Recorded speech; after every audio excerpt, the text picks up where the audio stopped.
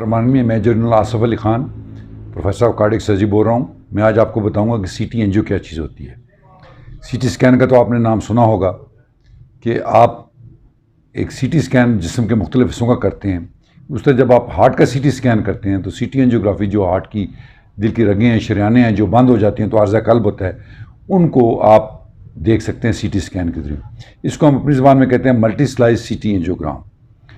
इसमें आपको एक पहले आपका हार्ट रेट ज़रा कम किया जाता है, तकरीबन 60-65 तक लाया जाता है बीटा ब्लॉकर्स देके, क्योंकि अगर हार्ट रेट तेज़ हो तो फिर सीटी स्कैन नहीं होता। ये तकरीबन 20 मिनट का प्रोसीजर है। एक टीका लगा के आपको सीटी स्कैन में डाल दिया जाता है और आपके वो मल्टी स्लाइस लेके आपकी एंजियोग्राफी दिल की जो रग शरियानें हैं उनके बारे में बता देता है कि वहाँ तंगत है कि नहीं है।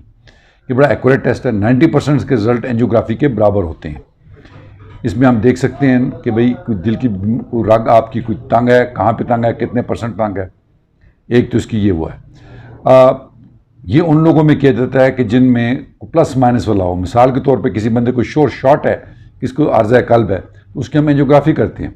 लेकिन कई हमारे पास यंग लोग हो जाते हैं, यंग लेडीज़ आ जाती हैं जो कि जिनको में शक होता है कि भाई इनको दिल की प्रॉब्लम है या नहीं है। तो एंजियोग्राफी में तो आप हार्ट के अंदर तार ले जाके रगों के अंदर दवाई डालते हैं और फिर उसकी फ़ोटो लेती हैं। सीटी स्कैन में ऐसे नहीं है।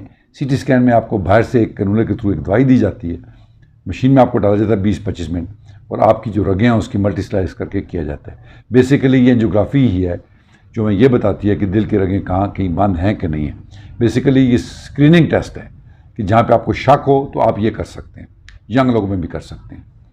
इसका एक और भी है फ़ायदा। फॉर एग्जांपल किसी का पुराना बाईपास हुआ है या किसी को पुराने एंजियोप्लास्टी हुई है, स्टेंट पड़े हुए हैं और उसको तकलीफ़ है, तो उनको चेक करने के लिए कि स्टेंट आपके चल रहे हैं या नहीं चल रहे, या आपने जो बाईपास के ग्राफ्ट लगाए हैं वो उनमें कोई तंगत तो नहीं आई या कोई बंद तो नहीं हुआ, उसके लिए भी हम ये सीटी एंजियोग्राम करते हैं। ये ज़्यादा महंगा भी नहीं है, तकरीबन 15-16 हज़ार रुपये का एक टेस्ट है।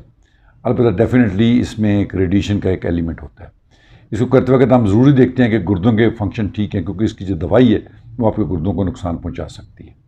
इसके अलावा सीटी के और भी बड़े हैं। मिसाल के तौर पे एक पल्मनी एम्बोलिज्म होता है, तो उस पल्मनी एम्बोलिज्म के लिए भी हम ये करते हैं।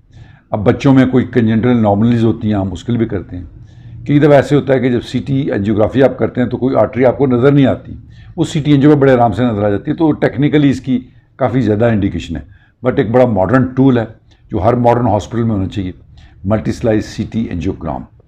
अगर गुर्दे इसके ठीक हैं तो इसका कोई ऐसा साइड इफ़ेक्ट नहीं है। अलबत्ता डेफिनेटली ये इन्वेसिव टेस्ट है, इसमें थोड़ा सा रेडिएशन का एलिमेंट होता है। तो इसकी एक मैं तो यही कहूँगा कि इसने बजाय स्ट्रेट फॉरवर्ड, जिन केसेस में स्ट्रेट फॉरवर्ड आप समझते हैं कि एंजियोग्राफी करनी चाहिए, बड़ी अच्छी बात है, लेकिन जहाँ पे एक डाउट हो वहाँ पे आप सीटी एंजियोग्राम कर लें और उसके बाद फिर एंजियोग्राफी देखने की ज़रूरत है कि नहीं। बहुत बहुत शुक्रिया।